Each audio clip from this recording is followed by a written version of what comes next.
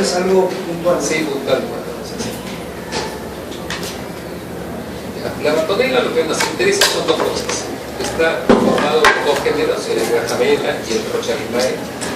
Sabemos que hay 21 bartonellas, 8 de las cuales son patógenas. La más importante para nosotros es el basiliforme, que es la enfermedad de Carrión, pero hay otras como la quintana, el Genselae, el Esquiletae, la Grahamatica orchoensis, la Wilsoni y la Claricidae. Todas estas producen una serie de enfermedades, dentro de ellas endocarditis, infecciones oculares y la famosa arañazo de gatos.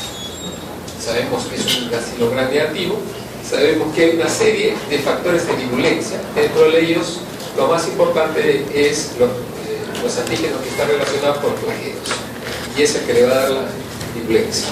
Sabemos que el vector es la leucemia, sabemos que son las hembras las que van a picar porque necesitan la sangre para incubar sus huevos, pero también existe, aparte de la leucemia, otro que es la pintomia verrucarum, que está más o menos relacionada con la permanencia de la enfermedad en las zonas rurales.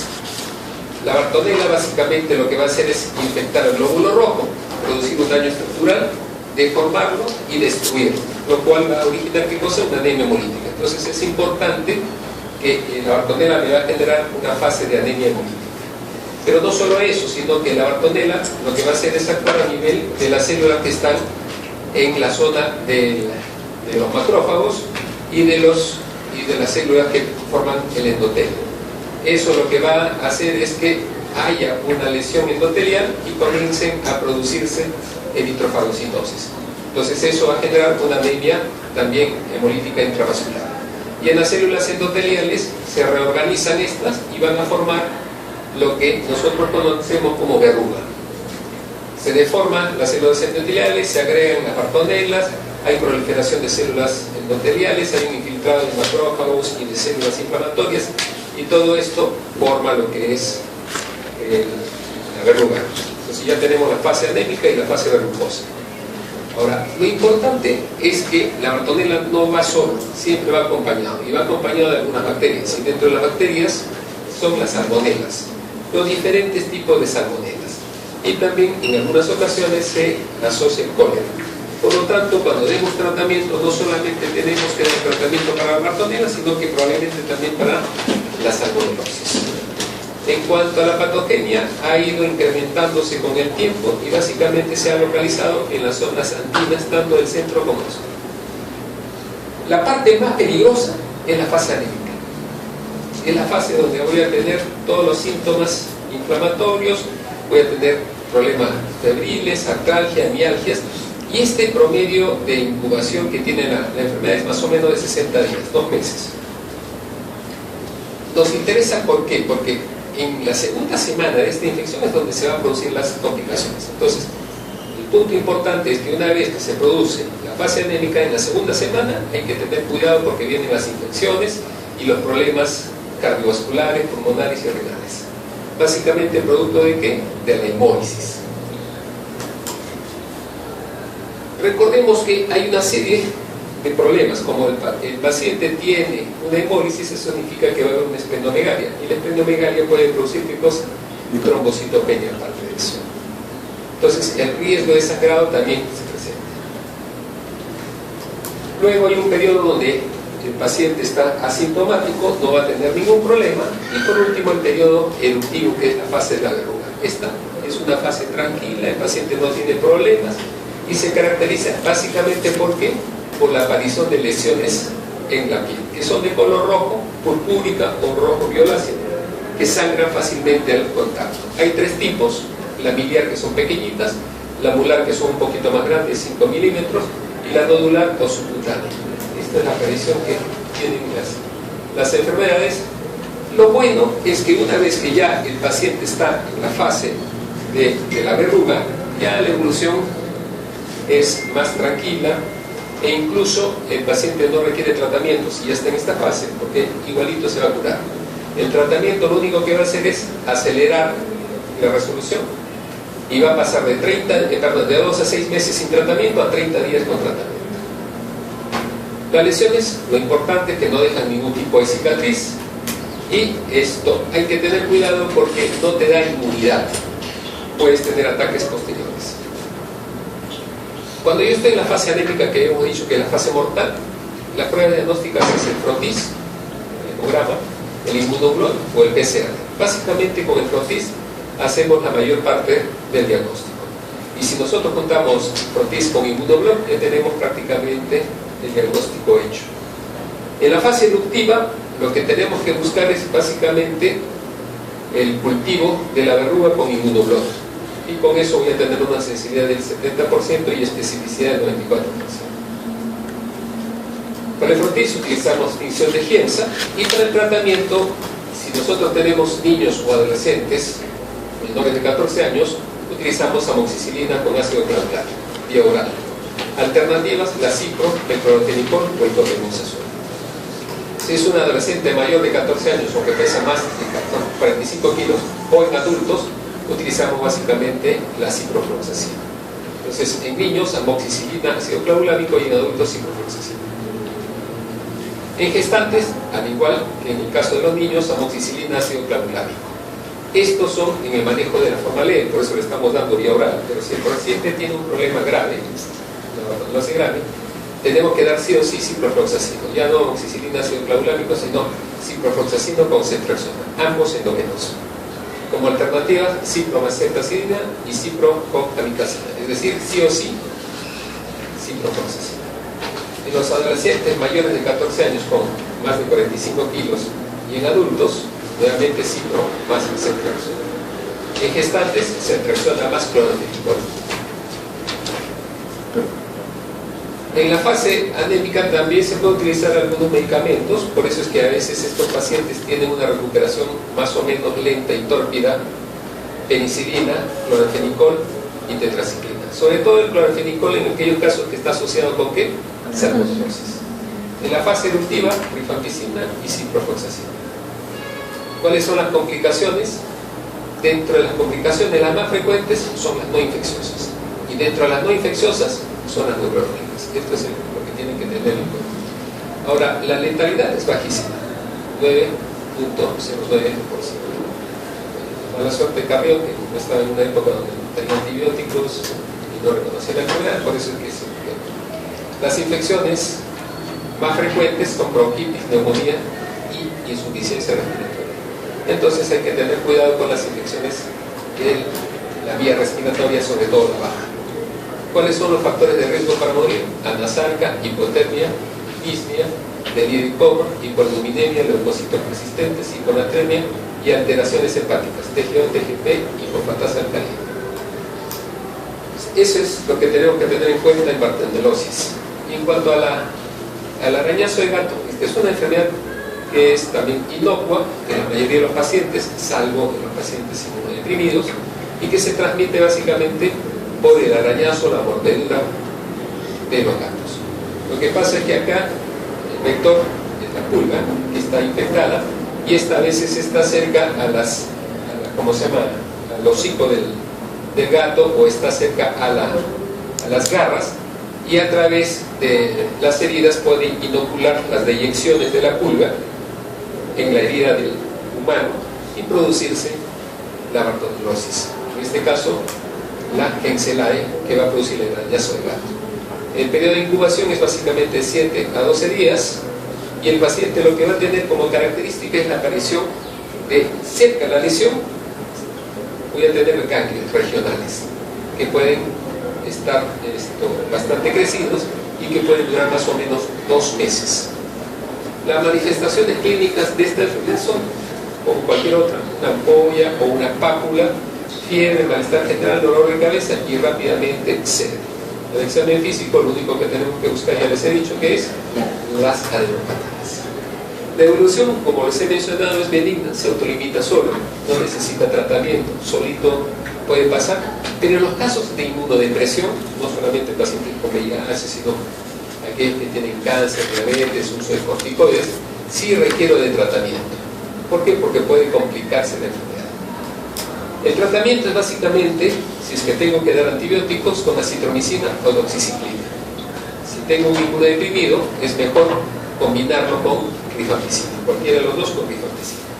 Pero básicamente acitromicina es la droga de elección si es que tengo que dar tratamiento. Muchas veces esta enfermedad pasa desapercibida en los pacientes y solamente se manifiesta con la presencia de ganglios y la lesión.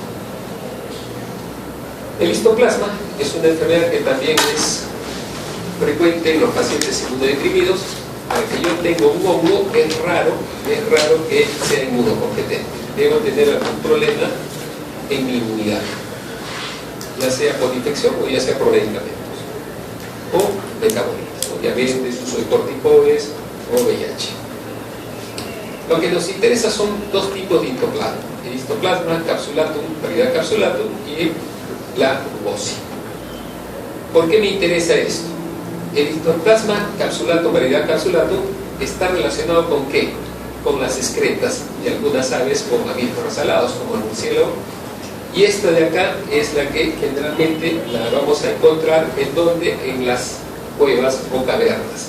Por eso es que nosotros tenemos que tener cuidado en aquellos pacientes que trabajan en cuevas, biólogos, guías de turismo o pacientes que tienen hacen ecoturismo, entonces pueden fácilmente ser contaminados con eso. Y en la parte urbana, tener cuidado con los criaderos de calor. En Latinoamérica básicamente tenemos dos grupos, el grupo A y el grupo B, que son los más frecuentes.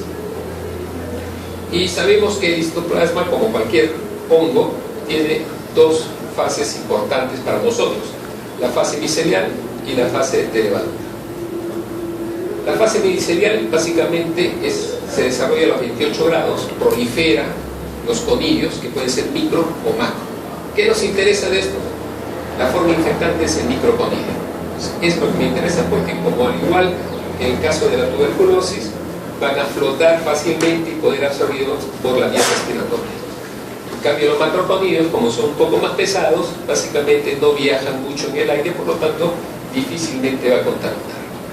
Entonces, a 28 grados se proliferan los conillos, pero una vez que ingresan al cuerpo, recordemos que el cuerpo está a 37 grados, ¿qué sucede? Este hongo se siente atacado y por lo tanto se va a defender encapsulándose y formando levaduras. Entonces, estas levaduras van a proliferar mejor a 37 grados. Entonces, ya sabemos que los conillos es a 26 y las levaduras a 37 grados.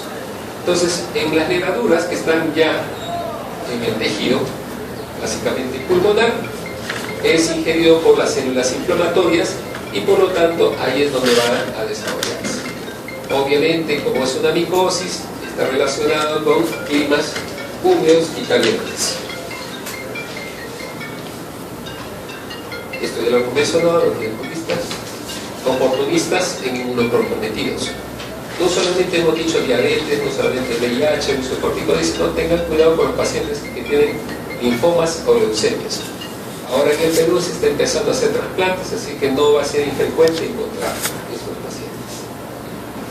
Es una enfermedad, como ya hemos dicho, que está en cualquier parte del mundo, sobre todo en zonas cálidas. Es más frecuente en varones, 3 a 1, la raza no hay predominio, y el modo de infección ya hemos dicho que es por aspiración y menos frecuentemente por vía vertical.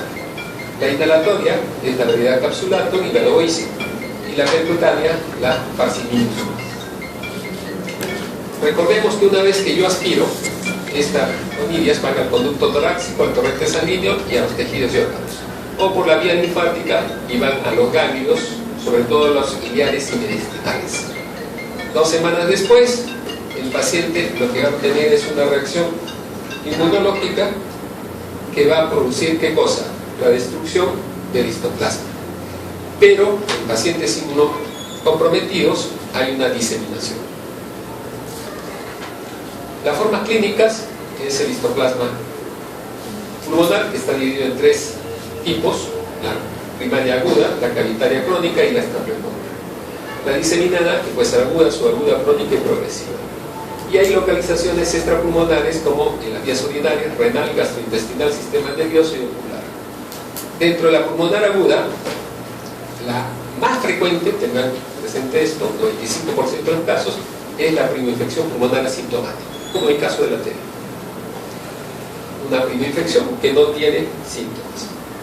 Si mi paciente tiene algún grado de compromiso de su sistema inmunológico, ya voy a tener una fase sintomática.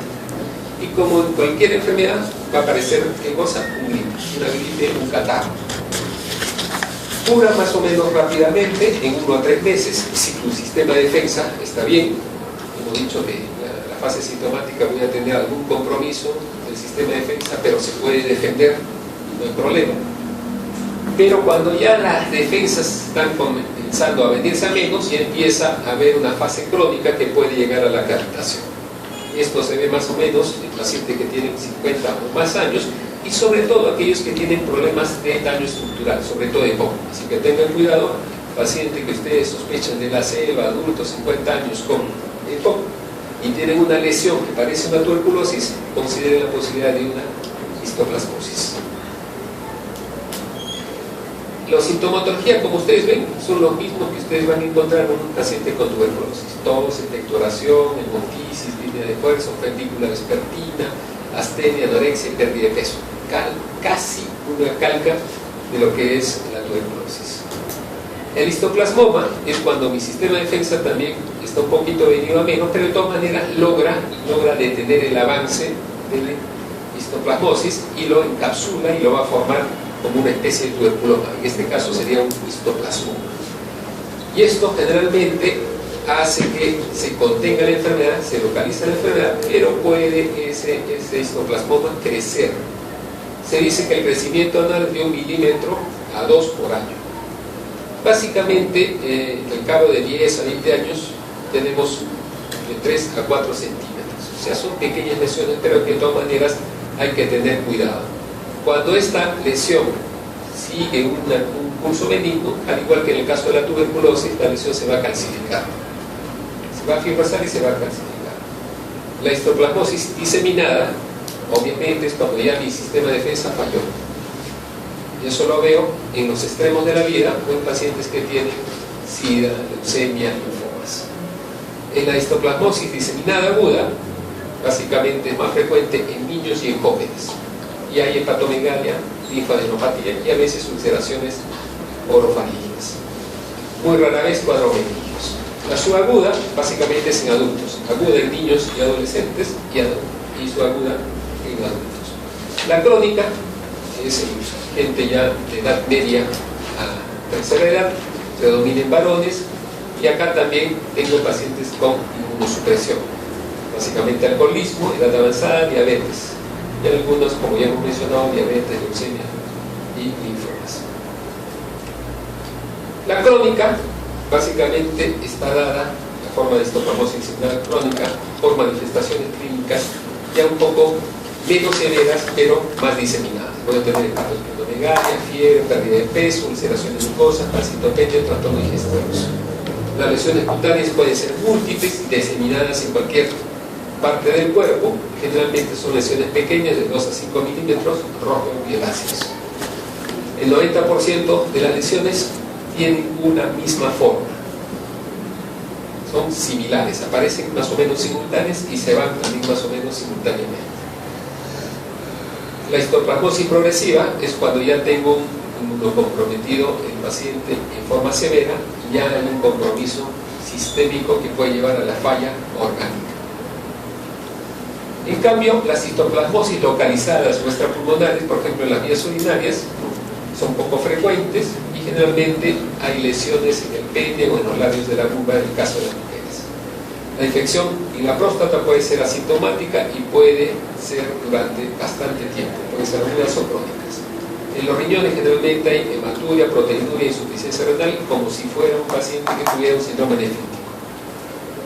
Gastrointestinal, aparecen granulomas o úlceras. En el sistema nervioso, rara vez ya hemos mencionado que puede producir meningitis, pero es más frecuente en los pacientes con VIH. En la parte ocular, generalmente produce granulomas y es por diseminación en la zona. Los exámenes, básicamente, esto es lo que tienen que tener en cuenta. Voy a tener anemia con disminución de las plaquetas y tendencia a la pancitopenia en la mayoría de los casos. La fosfatasa alcalina está elevada, el examen directo de esputo, voy a tener una sensibilidad baja, desde el 40%. Y hay métodos indirectos que me pueden ayudar mejor, que son las pruebas inmunológicas, y los directos son, ya hemos dicho, el examen de esputo, el cultivo y la prueba molecular. El examen directo se hace con el KOH y se puede sacar de cualquier muestra: esputo, labrado, bronquial, función de enema ósea, hepática, esplénica, de cualquier secreción. La coloración que utilizan más es el GEMSA. Los cultivos es el gol estándar para hacer el diagnóstico.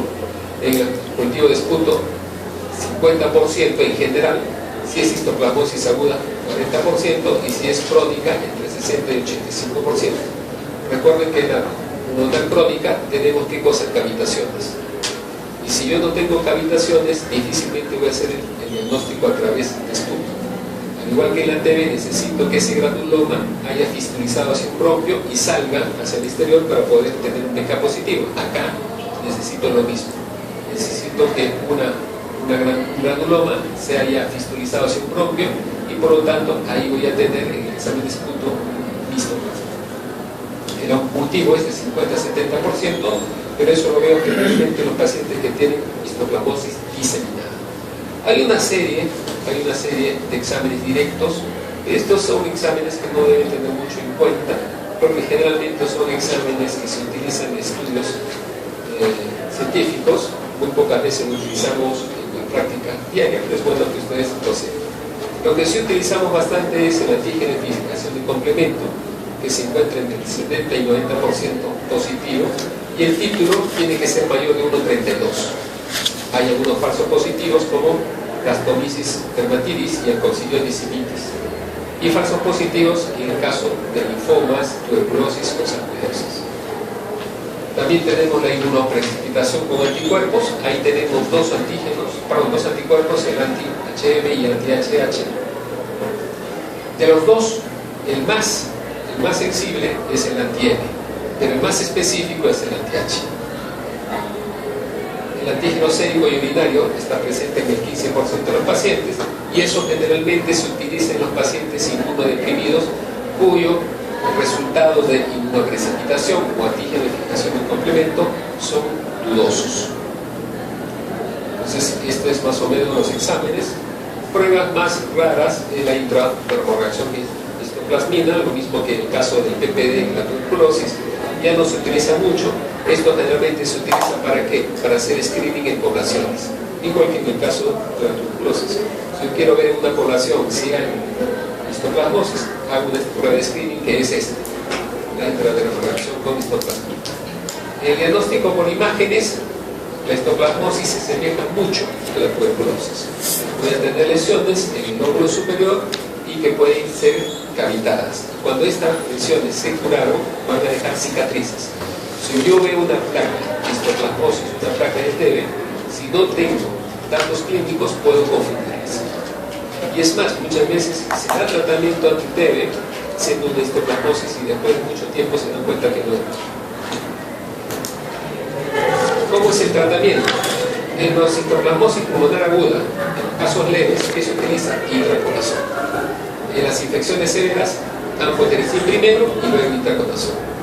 Si el problema pulmonar es muy severo y hay una reacción inflamatoria muy importante, metilprednisol.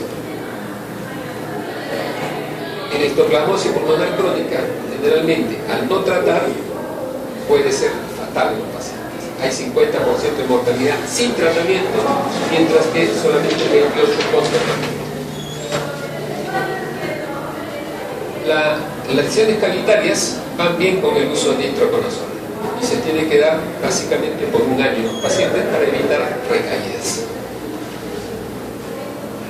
Cuando, a pesar de que el paciente está recibiendo anfotericin y luego intraconazol y no mejora, o tengo cavidades en las cuales se ha alojado un histoplasmoma, entonces tengo que utilizar ya el tratamiento quirúrgico para resecar esa cavidad, igual que si fuera una aspergilosis en un paciente con TB.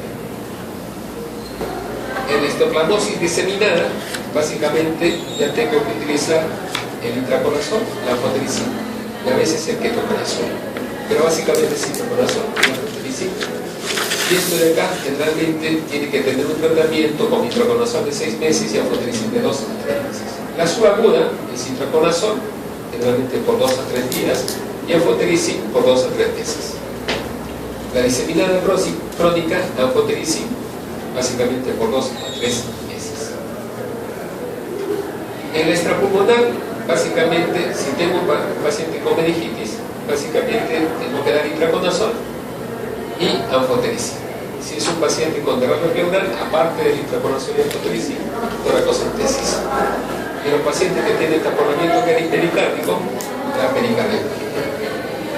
En la cutánea y en los problemas reumatológicos, generalmente son autolimitantes y no hay que dar mucho tratamiento, solo se da prolongado en los pacientes que tienen inmunodepresión. Hay pacientes que pueden tener broncolitos, calcificación en las secreciones bronquiales, y acá en realidad ya no es importante porque una vez que se calcificó esa lesión ya no es contagiosa. En cambio, en histoplasmosis ocular lo que tenemos que tener es cuidado con la choroiditis, y allí tenemos que utilizar el láser para mejorar eso. En los pacientes que tienen histoplasmosis asociada con SIDA se da el mismo tratamiento, solo que el tratamiento es mucho más prolongado y generalmente el itraconazol no se retira a menos que el conteo de CD4 esté por encima de 150. Pero este 150 debe tener por lo menos 2 controles por encima de 150 con un espacio entre ellos de 3 meses. Si no, no se debe suspender el tratamiento.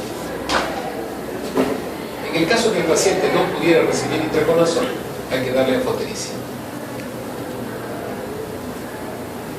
El pronóstico en general es un pronóstico benigno si es que se maneja al paciente. La forma pulmonar aguda casi siempre se cura sola. En el SIDA la recuperación es rara, la mortalidad está entre el 83 y el 100%. La forma cutánea primitiva se cura sola, pero en inmunodeprimidos puede diseminarse, así que hay que tener cuidado. Y la mayoría de los enfermos con tratamiento se recuperan y no tienen recaídas. La prevención en áreas contaminadas es el uso de mascarillas y la limpieza con aspersión de formol al 3%.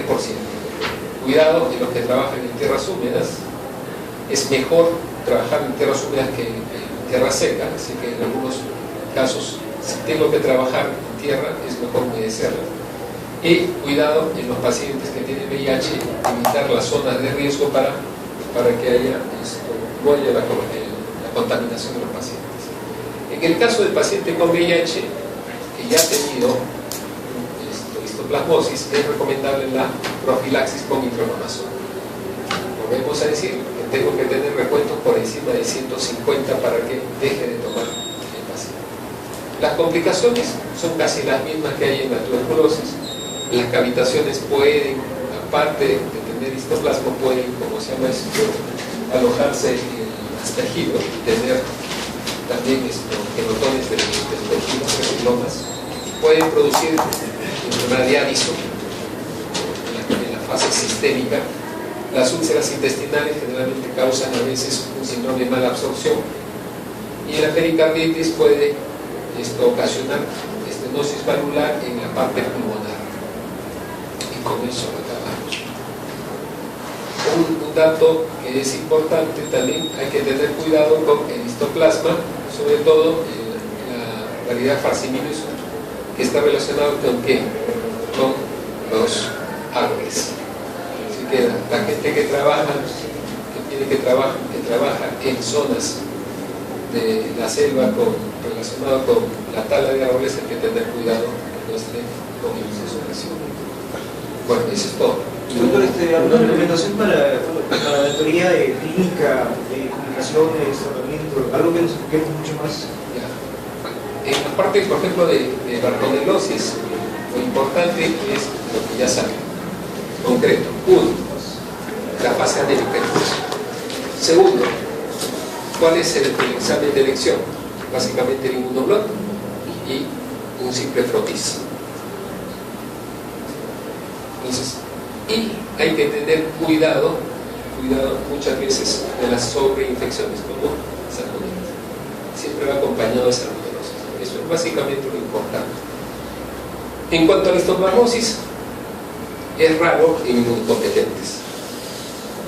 Es frecuente en inmunodeprimidos. pero los inmunodeprimidos podemos catalogarlos en inmunodeprimidos infecciosos y no infecciosos. Los no infecciosos están relacionados con ¿qué? Con problemas de cáncer, leucemias y linfomas. Eso es lo más importante. Los pacientes inmunodeprimidos infecciosos, los más complicados son aquellos que están relacionados con VIH. El tratamiento para todo es intraconazol. En las fases graves se agrega la fotericina. En los pacientes que no pueden recibir intraconazol, asisten en fases leves, la fotericina. En los pacientes que tienen inmunodepresión con VIH, el objetivo es llevar el CD4 por encima de 150 y recién ahí suspender. Si no tienes un CD4 por encima de 150, no suspendas hasta que tenga 2 controles por encima de 150 en un espacio de 3 meses entre cada uno. Ahora, tengan cuidado, no solamente piensen que esta enfermedad es una enfermedad que viene de la selva, que está relacionada con cuevas. Acá en Lima, en la ciudad, la proliferación de aves, sobre todo palomas, es un factor de riesgo importante para el paciente.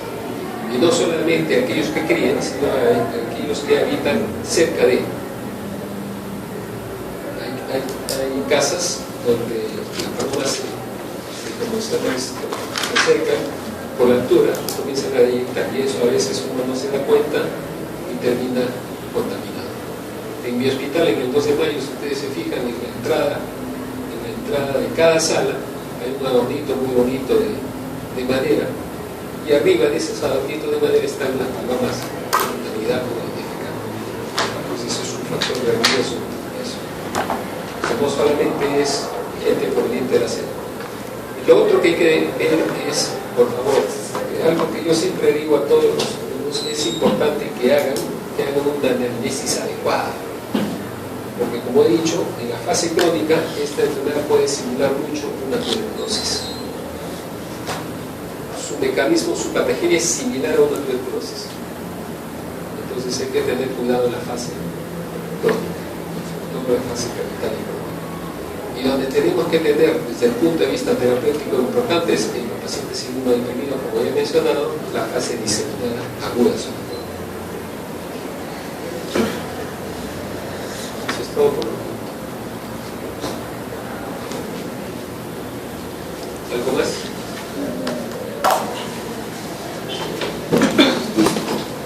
¿Por qué, doctor, la diseminada aguda? ¿Perdón? ¿Por qué la diseminada? Por eso, porque la diseminada, porque ese es un nombre, rápidamente se va a transmitir a muchos órganos. Y como es un paciente básicamente inmunodeprimido, entonces fácilmente voy a hacer ¿qué cosa? Un CIRS.